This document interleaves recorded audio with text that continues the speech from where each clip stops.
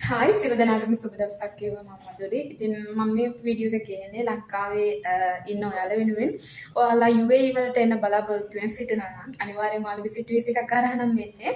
ඔයාලා තෝරගන්න ඕනි ඩුබායි විසිට් වීසා එකක්. මොකද ෂාර්ජා අබුඩාබි වීසා එකකින් ඔයා ඩුබායි වලට ආවොත් UAE වලට එන්ටර් වුණොත් ඩුබායි වීසා එකකින් නැතුව ෂාර්ජා හෝ අබුඩාබි වීසා එකකින් ඔයාට ඔයාගේ කාලය ඇතුළත ඔයාගේ විසිට් එකේ කාලය ඇතුළත ඔයාට වීසා එකකට යන්න බැරි වුණොත් ඔයාට වෙන්නේ ඔයා ඇබ්ස්කොන්ඩින් වැටෙනවා ඔයාගේ වීසා එක එක්ස්පයර් වුණාට පස්සේ. ඉතින් ඔයාට ෆයින් එකක් එනවා. එතකොට ඔයාට මුදල් ප්‍රශ්නයක් නැත්නම් අනිවාර්යෙන් මුදල් ප්‍රශ්නයක් නැත්නම් ප්‍රශ්නයක්ම නැහැ වීසා එක ඔයාට ක්ලියර් කරගන්න පුළුවන්.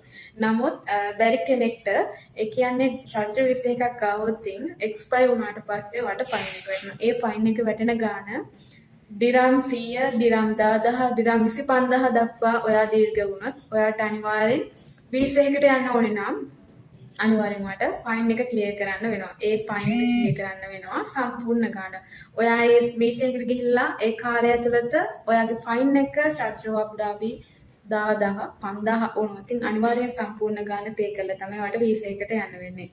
ඔයාට එහෙම කරන්න අවශ්‍යතාවයක් එහෙම තිබුණත් ඔයාට එහෙම වීසා එක ෆයින් එක ක්ලියර් කරගන්න බැරි නම් ඔයාට අනිවාර්යෙන් ඩුබායි වලින් ඔයාගේ රටට යන්න ඕනේ නම් ඔයාට අවුට් පාස් එකකින් යන්න වෙනවා. ඉතින් ඔයා අවුට් පාස් එකකින් දැන් ගියොත් මේ කාලය ඇතුළත ගියොත් ඔයාට ආයෙම UAE වලට එන්න බැරි වෙනවා. ඉතින් ඒ නිසා පහසුයි ප්‍රශ්නයක් වුණාම අවුට් පාස් එකක් දාගෙන දැන් යන්න. නමුත් එහෙම කරන්න එපා. මොකද ඔයාට ආයෙම ගියොත් ලංකාවට ඩුබායි වලට එන්න අපහසුයි. ඩුබායි වලට එන්න බෑ. ඉතින් අවශ්‍ය කෙනෙක් ඉන්නවා නම් කැමති කෙනෙක් ඉන්නවා නම් දන්නේ නැති අය වෙනුවෙන් මේ වීඩියෝ එක ෂෙයා කරන්න. Thank you.